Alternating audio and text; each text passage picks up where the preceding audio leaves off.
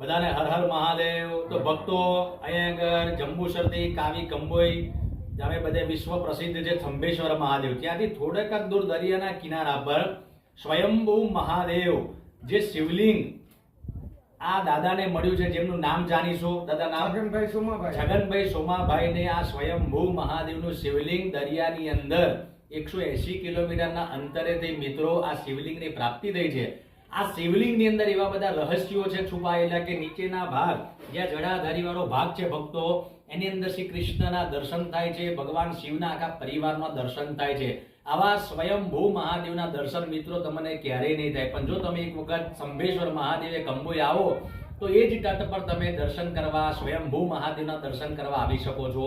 તો મિત્રો મારો વિડીયો પસંદ આવે તો વિડીયોને લાઈક કરજો, કમેન્ટમાં હર હર મહાદેવ લખવાનું ભૂલશો નહીં. બધાને હર હર મહાદેવ.